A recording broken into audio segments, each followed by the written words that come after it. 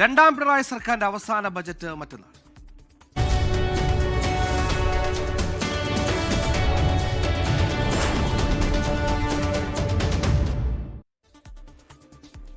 നിയമസഭാ തെരഞ്ഞെടുപ്പ് ലക്ഷ്യമിട്ടുള്ള ജനപ്രിയ പ്രഖ്യാപനങ്ങളോടെ രണ്ടാം പിണറായി സർക്കാരിന്റെ അവസാന ബജറ്റ് വ്യാഴാഴ്ച അവതരിപ്പിക്കും. കടുത്ത സാമ്പത്തിക പ്രതിസന്ധികൾക്കിടയിലാണ് ധനമന്ത്രി കെ ബാലഗോപാൽ ബജറ്റ് അവതരണത്തിന് ഒരുങ്ങുന്നത്.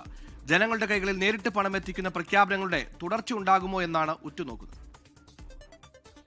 നിയമസഭാ തെരഞ്ഞെടുപ്പാണ്. എല്ലാ വിഭാഗത്തെയും തൃപ്തിപ്പെടുത്തുന്ന ബജറ്റ് വേണം. പക്ഷേ അതിന് ധനമന്ത്രി കെ ബാലഗോപാൽ ചില പ്രതിസന്ധികൾ കൂടി മറികടക്കണം. കേന്ദ്ര സർക്കാരുമായുള്ള ധനവിനിയോഗ തർക്കങ്ങൾ, കടമെടുപ്പ് പരിധിയിലെ നിയന്ത്രണം, GSTയിലെ കുറവ്, പ്രതിസന്ധികൾ ഇങ്ങനെ നീളുന്നു.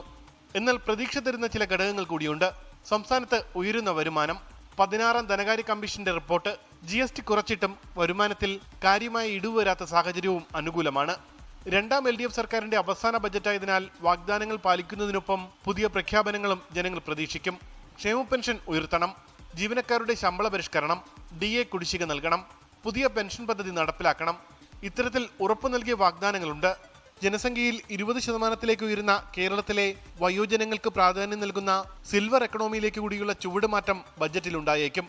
ഒരു കാര്യം, നമ്മുടെ എക്സ്പെൻഡിച്ചറിന്റെ മൊത്തം നോക്കിക്കഴിഞ്ഞാൽ നമ്മുടെ SOTRഉം സ്റ്റേറ്റ് ഓൺ ടാക്സ് റവന്യൂവും നോൺ ടാക്സ് റവന്യൂവും സെൻട്രൽ നിന്ന് കിട്ടുന്നത് നോക്കിക്കഴിഞ്ഞാൽ നല്ല ഭീമമായ തുക തന്നെയാണ് നമ്മുടെ ശമ്പളവും പെൻഷനെല്ലാം പോകും. ഇപ്പം സിൽവർ എക്കണോമി എന്നുള്ള പുതിയ ആ പദമാണ് ഇപ്പം ഇന്റർനാഷണലി ഉപയോഗിക്കുന്നത്. ഇങ്ങനെ വലിയ സമ്പത്തുണ്ടെങ്കിലും ഒറ്റയ്ക്ക് താമസിക്കുന്ന ധാരാളം ആളുകളുടെ പ്രശ്നങ്ങൾ നമ്മുടെ നാട്ടിലുണ്ട്. അതൊരു ചെറിയ പ്രശ്നമല്ല. പ്രത്യേകിച്ച് നമ്മുടെ ഫ്ലാറ്റും ടൗണും ഒന്നും അല്ലല്ലോ കൂടുതലും.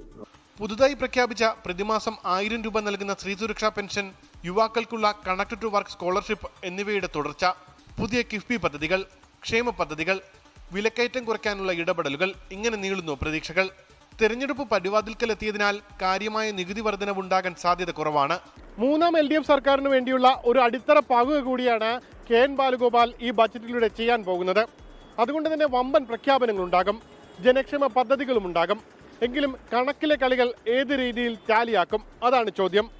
ഉമേഷ് ബാലകൃഷ്ണൻ, 24 തിരുവനന്തപുരം.